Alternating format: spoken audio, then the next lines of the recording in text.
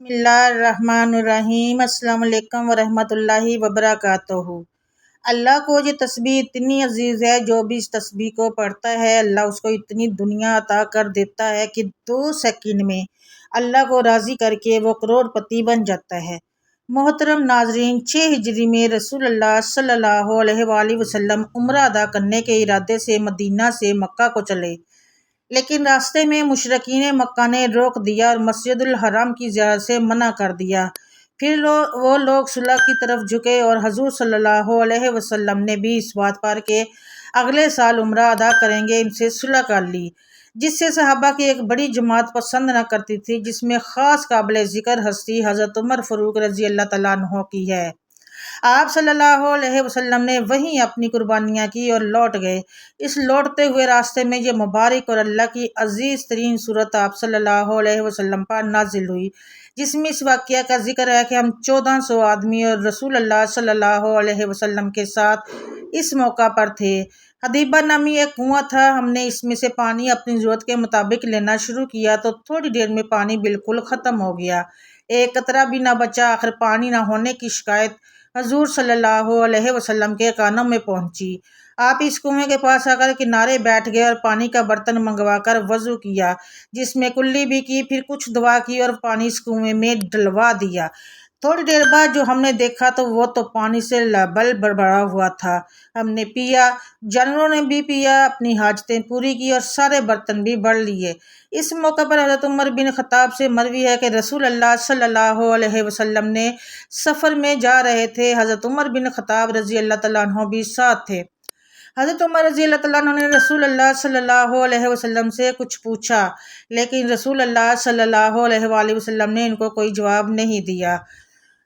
حضرت عمر رضی اللہ تعالیٰ عنہ نے پھر پوچھا، آپ صلی اللہ علیہ وآلہ وسلم نے پھر کوئی جواب نہیں دیا۔ تیسری مرتبہ پھر پوچھا، پھر بھی کوئی جواب نہیں دیا تو حضرت عمر رضی اللہ تعالیٰ عنہ نے اپنے آپ کو کہا، تیری ماں تجھ پر روئے۔ تو انہیں رسول اللہ صلی اللہ علیہ وآلہ وسلم سے 3 مرتبہ سے سوال کیا اور کسی مرتبہ بھی جواب نہیں ملا۔ حضرت عمر رضی اللہ تعالیٰ عنہ نے بیان کیا کہ میں نے پھر اپنی اونٹنی کو دوڑایا اور لوگوں سے آگے ہو گیا۔ مجھے خوف تھا کہ کہیں اس حرکت پر میرے بارے میں کوئی آیت نازل نہ ہو جائے۔ ابھی تھوڑا ہی وقت گزرا تھا کہ میں نے ایک پکارنے والے کو سنا جو پکار رہا تھا۔ میں نے سوچا مجھے تو خوف تھا ہی کہ میرے بارے میں کچھ وحی نازل ہوگی، لہٰذا میں رسول اللہ صلی اللہ علیہ وسلم کی خدمت میں حاضر ہوا اور میں نے آپ صلی اللہ علیہ وسلم کو سلام کیا۔ آپ صلی اللہ علیہ وسلم نے فرمایا، اے عمر، آج رات مجھ پر ایسی صورت نازل ہوئی ہے جو مجھے ان سب چیزوں سے زیادہ پسند ہے جس پر سورج نکلتا ہے۔ پھر آپ صلی اللہ علیہ وآلہ وسلم نے سورہ فتح کی تلاوت فرمائی، لہٰذا آج کی اس ویڈیو میں سورہ فتح کا ایک مختصر سا عمل آپ ناظرین کے سامنے شیئر کریں گے۔ اللہ کو یہ سورت اتنی عزیز ہے کہ جو بھی اس کی تلاوت کرتا ہے تو اللہ اس کو دنیا کا بادشاہ بنا دیتا ہے۔ اس کا ایک چھوٹا سا وظیفہ بھی ہے جو یاد رکھ لیا جائے اور اسے ہر نماز کے بعد 131 بار پڑھا جائے تو اس کے فوائد حاصل ہوں گے۔ شادی ہے، کاروبار ہے، نوکری ہے، مقدمات ہے اور امتحانات کی مشکلات سے نکلنے کے لیے بہت ہی نہایت ہی مجرب ترین وظیفہ ہے۔ محترم ناظرین، آپ چاہتے ہیں کہ آپ کو اس وظیفے کا پورا فائدہ ہو تو اس ویڈیو کو آخر تک ضرور دیکھنا ہے اور سننا ہے غور سے، تاکہ آپ کو وظیفہ کرنے کی پوری سمجھ آ جائے۔ محترم ناظرین، ہم تمام وظیفے انسانیت کی فلاح کے لیے اپلوڈ کرتے ہیں، لہٰذا ویڈیو کو آخر تک ضرور سنا کریں اور پڑھا کریں۔ اگر پڑھ نہیں سکتے تو غور سے سنا ضرور کریں۔ ناظرین کرام، حالات کی پریشانی سے انسان ایمان میں ڈوبنے لگتا ہے۔ وہ جس بات میں اپنی ناکامی دیکھ رہا ہوتا ہے، اللہ کے ہاں اس کی حکمت کوئی ہو سکتی ہے۔ اس لیے انسان کو اپنے ہر عمل میں اللہ سے نصرت مانگنی چاہیے تاکہ دنیا اس کے لیے سہل ہو اور ایمان کی دولت نصیب ہو۔ حالات کی تنگی اور مختلف طرح کے مقدمات اور مالی مسائل میں آپ نے دیکھا ہوگا کہ ہم سب کتنے ناامید ہو جاتے ہیں۔ اگر سورہ فتح کی تلاوت کیا کریں تو یقینی طور پر ان کے ہر جائز عمل میں اللہ کی رضا اور فتح شامل ہوگی۔ جن کے بچوں کی شادیاں رک جائیں، کاروبار ٹھپ ہو جائیں، امتحان میں جیت کا امکان کم ہو، مشکل سفر پر نکلنا ہو، کسی سے قرض واپس لینا ہو، کوئی سرکاری کام پھنس جائے، گویا کسی بھی مشکل میں سورہ فتح کی تلاوت کرنے والے پریشان نہیں ہوتے۔ بزرگوں، عاملین حضرات مشکلات سے نکلنے کے لیے سورہ فتح روزانہ 7 بار پڑھنے کی ہدایت فرماتے ہیں۔ اس کا ایک چھوٹا سا وظیفہ بھی ہے جو یاد رکھ لیا جائے اور اسے ہر نماز کے بعد 121 بار پڑھا جائے تو اس کے فوائد حاصل ہوں گے۔ سورہ فتح کی پہلی آیت مبارکہ 121 بار پڑھنے کے بعد یا فتح ہوں 300 بار پڑھ لیا جائے تو کام میں مزید بہتری آ جاتی ہے۔ ناظرین، ہر وہ کام جس کا حل بظاہر مشکل نظر آ رہا ہو، سورہ فتح کی برکت سے آسانی سے حل ہو جاتا ہے۔ آپ بعد از نماز فجر دونوں ہاتھوں کو سینے پر رکھ کر 70 بار یا فتح بلند کریں اور دن میں کسی بھی وقت سورہ فتح پڑھ لیں۔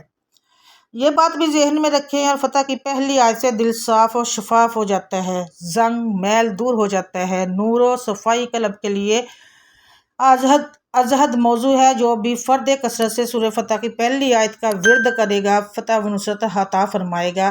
اگر کوئی کسی مشکل کو سلجھانا چاہے تو بعد از نماز عشاء 170 مرتبہ سورہ فتح کی پہلی آیت کو پڑھے۔ کسی شخص پر اگر کوئی ناگہانی مصیبت آن پڑی ہو یا کسی مصیبت کے آنے کا خوف ہو یا کوئی مہم درپیش ہو تو اسے چاہیے کہ رات کو غسل کر کے پاک کپڑے پہنے اور اس کے بعد 4 رکعت نماز نفل پڑھے، پھر سورہ فتح کی پہلی آیت کو 1000 بار پڑھے۔ عاملین کاملین کا تجربہ ہے کہ سجدے سے سر اٹھانے سے قبل حاجتیں پوری ہو جاتی ہے۔ اللہ تعالیٰ اس انسان کا نصیب ہی بدل دیتا ہے جو اس عمل کو کرتا ہے، اور پھر اللہ تعالیٰ اس کے وہاں سے رزق جاری کر دیتا ہے جہاں اس کے ذہن و وہم و گمان میں بھی نہیں ہوتا۔ آپ اللہ تعالیٰ کا شکر ادا کریں اور لوگوں سے اپنے حالات سے گلہ نہ کریں۔ اس ہر حال میں اللہ تعالیٰ کا شکر ادا کریں۔ اللہ تعالیٰ اس عمل کرنے کے اتنا زیادہ نوازیں گے کہ آپ کے ذہن و گمان میں بھی نہیں ہوں گا۔ یاد رہے ناظرین، فتح کے معنی کھولنے اور حکم کے زمرے میں آتے ہیں۔ مشکل کشا، مخلوق پر حکم کرنے والا، سربستہ راز کو کھولنے والا، یعنی وہ ذات جس کی عنایت سے ہر مشکل دور ہو جاتی ہے اور اس کی ہدایت سے ہر مشکل آسان ہو جاتی ہے۔ باری تعالیٰ کی شان یہ ہے کہ وہ اپنی مخلوق پر رحمت اور علم معرفت کے دروازے کھولتے ہیں۔ ہم آپ سے درخواست کرتے ہیں کہ گھر کے ہر فرد کو سورہ فتح کی پہلی آیت زبانی یاد ہونی چاہیے اور اس آیت کا ورد روزانہ کرتے رہنا چاہیے۔ ناظرین، سورہ فتح کے بارے میں تھوڑا سا آپ لوگ بھی جان لیں۔ ان آیات میں بیعت رضوان کا ذکر ہے۔ حضرات صحابہ کرام رضی اللہ تعالیٰ عنہ سے رسول اللہ صلی اللہ علیہ وآلہ وسلم نے اس بات پر بیعت لی تھی کہ جنگ ہونے کی صورت میں ہم ہر طرح سے آپ کا ساتھ دیں گے، پیچھے نہیں ہٹیں گے، جم کر لڑیں گے۔ اللہ جل شانہ نے اعلان فرما دیا کہ جن مومنین نے درخت کے نیچے اب سے بیعت کی، اللہ تعالیٰ ان سے راضی ہے۔ یہ بہت بڑی سعادت ہے کہ ان حضرات کے لیے اسی دنیا میں اللہ تعالیٰ کی رضامندی کا تمغہ مل گیا۔ رہتی دنیا تک کے لیے قرآن پڑھنے والے تمام اشخاص و افراد کے سامنے بار بار اعلان سامنے آتا رہے گا کہ اللہ تعالیٰ ان تمام بیعت کرنے والوں سے راضی ہے۔ حضرت جابر رضی اللہ تعالیٰ عنہ سے روایت ہے کہ رسول اللہ صلی اللہ علیہ وسلم نے ارشاد فرمایا کہ انشاءاللہ دوزخ میں ان لوگوں میں سے کوئی بھی داخل نہ ہوگا جنہوں نے حدیبیہ میں بیعت کی۔ رضامندی کا اعلان فرماتے ہیں اور بھی یہ بھی فرمایا کہ اللہ نے ان کے اخلاص کی حالت کو جان لیا جس سے ان کے قلوب معمور تھے۔ پھر اپنی مزید نعمت کا اظہار فرمایا کہ اللہ تعالیٰ نے ان پر سکینت نازل فرما دی ہے، ان کے قلوب کو پوری طرح اطمینان ہو گیا کہ رسول اللہ صلی اللہ علیہ وآلہ وسلم نے جو کچھ مصالحت کی ہے، قریش مکہ سے جو معاہدہ فرمایا ہے، یہ بالکل صحیح ہے، درست ہے، اہل ایمان کے لیے باعث خیر ہے اور مبارک ہے۔ پھر فتح قریب کی بشارت دی۔ مفسرین کرام نے فرمایا کہ اس سے خیبر کی فتح مراد ہے۔ 6 ہجری میں صلح حدیبیہ کا واقعہ پیش آیا۔ اس کے 2 ماہ بعد خیبر فتح ہو گیا، جہاں یہود بنی نصیر مدینہ منورہ سے جلا وطن کیے جانے کے بعد آباد ہو گئے تھے، وہاں بھی انہوں نے شرارتیں جاری رکھی۔ لہذا رسول اللہ صلی اللہ علیہ وآلہ وسلم نے اپنے صحابہ رضی اللہ تعالیٰ عنہ کو لے کر تشریف لے گئے۔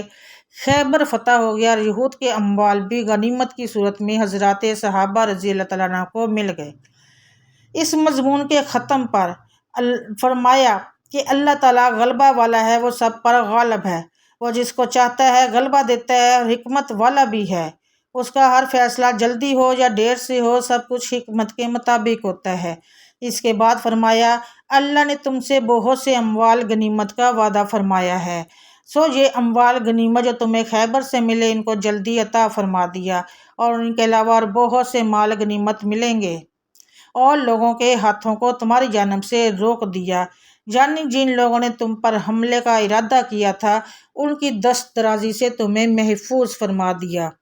جب رسول اللہ صلی اللہ علیہ وآلہ وسلم خیبر تشریف لے گئے اور وہاں اہل خیبر کا محاصرہ فرمایا تو یہاں قبیلہ بنی اسد اور قبیلہ بنی غطفان کے لوگوں نے مشورہ کیا کہ اس وقت مدینہ منورہ میں مسلمان تھوڑے سے ہیں، اکثر غزوہ خیبر کے لیے گئے ہیں، لہٰذا مدینہ منورہ پر حملہ کر کے مسلمانوں کے اہل و عیال اور بال بچوں کو لوٹ لیا جائے۔ اللہ تعالیٰ نے ان کے ارادے کو ارادہ تک ہی رکھا، ان کے دلوں میں رعب ڈال دیا جس کی وجہ سے مدینہ پر چڑھائی کرنے کے لیے نہ آ سکے۔ 109 ہجری 26 میں یوں لکھا ہے کہ یہودی لوگ مسلمانوں کے پیچھے ان کے اہل و عیال پر حملہ کرنے والے تھے، اللہ تعالیٰ نے انہیں باز رکھا اور ارادہ کے باوجود حملہ نہ کر سکے۔ ایک قول یہ بھی ہے کہ بنی اسد اور بنی غطفان اہل خیبر کی مدد کے لیے نکلے تھے پھر واپس ہو گئے، اور حضرت مجاہد تابعی رحمۃ اللہ علیہ نے اس کا مطلب یہ بتایا کہ اللہ تعالیٰ نے صلح کی صورت پیدا فرما کر اہل مکہ کے ہاتھوں کو روک لیا جو اہل مکہ سے جنگ کرنے کے لیے تیار تھے، اور اللہ تعالیٰ نے تمہیں یہ اموال غنیمت عطا فرما دی ہے کہ تم اس سے نفع حاصل کرو، اور تاکہ یہ اموال مومنین کی اس بات کی نشانی بن جائے کہ واقعی اللہ تعالیٰ کی مدد ہمارے ساتھ ہے، اور اس سے ایمان مزید موقت ہو جائے گا، اور تاکہ تمہیں صراط مستقیم پر چلائے، یعنی ہمیشہ اللہ پر بھروسہ رکھنے والا بنا دے۔ روح المانی میں ہے، یعنی اللہ تعالیٰ نے تمہیں یہ جلدی دے دی اور لوگوں کے ہاتھوں کو تم سے روک لیا تھا، تم اس صورتحال سے نفع حاصل کرو اور یہ نشانی بنے۔ اور اس میں یہ بھی لکھا کہ آیتہ کہتے ہیں انارتا کو، یعنی یہ مومنین کے لیے نشانی ہے، اسے انہیں یہ پتہ چلتا ہے کہ وہ اللہ تعالیٰ کی طرف ایک مقام پر فائز ہے، اور اس سے معلوم ہوا کہ فتح خیبر غنیمت اور فتح مکہ اور مسجد حرام میں داخلہ کے بارے میں حضور صلی اللہ علیہ وآلہ وسلم کا ان سے وعدہ سچا تھا، یعنی وہ اللہ تعالیٰ کے فضل سے صحیح رہنما ہے، ہر کام کے کرنے یا چھوڑنے میں اسی پر ہی اعتماد ہے۔ حضرت ابن عباس رضی اللہ عنہ نے فرمایا کہ اس سے وہ فتوحات مراد ہے جو رسول اللہ صلی اللہ علیہ وآلہ وسلم کے بعد مسلمانوں کو نصیب ہوئی، مثلا فارس اور روم فتح ہوئے، اور ان کے علاوہ بھی بہت سے علاقے اور ممالک ان کے قبضے میں آئے۔ حضرت حسن رحمۃ اللہ علیہ نے فرمایا کہ اس سے فتح مکہ مراد ہے، اور حضرت اکرمہ رحمۃ اللہ علیہ کا قول ہے کہ اس سے فتح حنین مراد ہے، اور حضرت مجاہد رحمۃ اللہ علیہ نے فرمایا کہ قیامت تک مسلمانوں کو جو بھی فتوحات نصیب ہوں گی وہ سب مراد ہے۔ یہ اقوال مفسر قرطبی رحمۃ اللہ علیہ نے لکھے ہیں۔